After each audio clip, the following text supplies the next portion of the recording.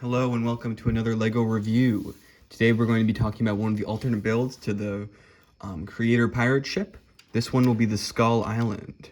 I think I may or may not put the last two builds in the same video. Just, I don't know. Don't want too many videos about the same set, but I might separate it. Who knows? And this is the Skull Island. Now, I didn't have a lot of high expectations for this one. It's the third build, sometimes the third build's good, sometimes it's average. But at the end of the day, it's the third one. And there's only I wouldn't say there's only so much you can do, but a lot of the times it's an afterthought. And I'm hesitant to say that here because this third build is actually really cool. Of course, it's not as big as the other ones. There are many extra pieces. Got a lot of red, a little bit of white. Of course, not as much white because of the big skull. A lot of black, quite a bit of brown, and some extra pieces. These aren't only from the set, but there's a good variety of pieces. Oh, here's the actual miscellaneous stuff. But a good amount of the pieces are used. Good amount aren't used. It's pretty balanced. But what we have here is, I don't know where I'm going with this right now.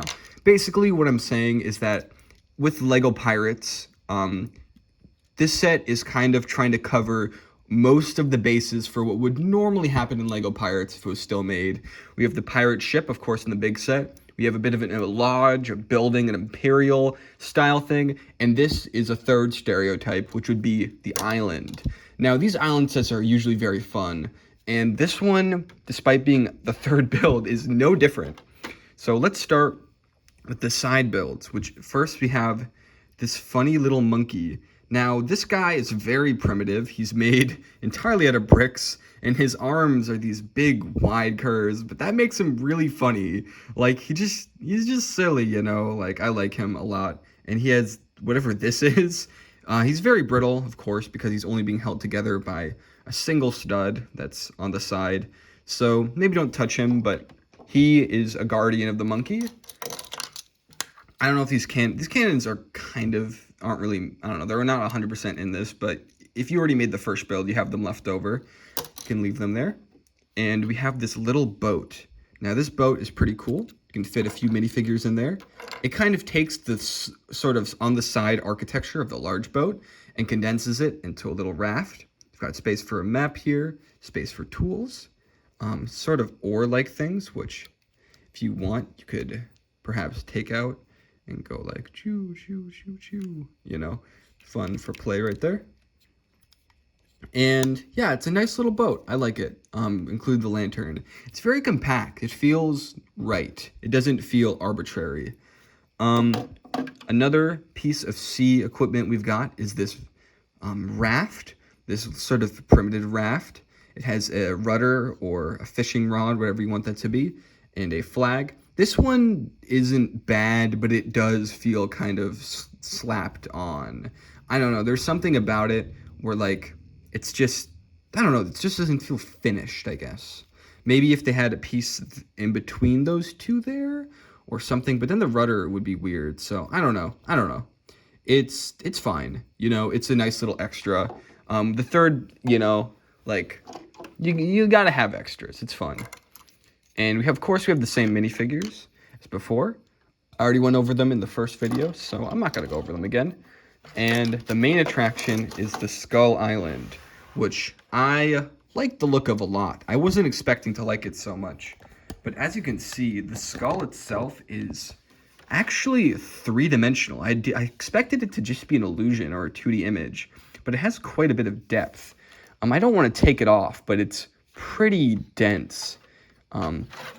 There's some fun stuff like you could you construct it by using these sail panels and sort of using them to do the curvature of the skull, and a lot of it can actually be taken off or removed or changed a little bit or messed around with. I guess you could get some customization there. And here I was thinking you might be able to hide some hidden treasures, maybe even the hidden treasure, which would be fun. Put that treasure chest you get in there and just It doesn't fit, but you could pretend, or maybe take out a piece there and see if it fits, which I think is fun. I think it promotes play. You've got a bit of a stone structure here. I'll hold this. Bit of a stone structure.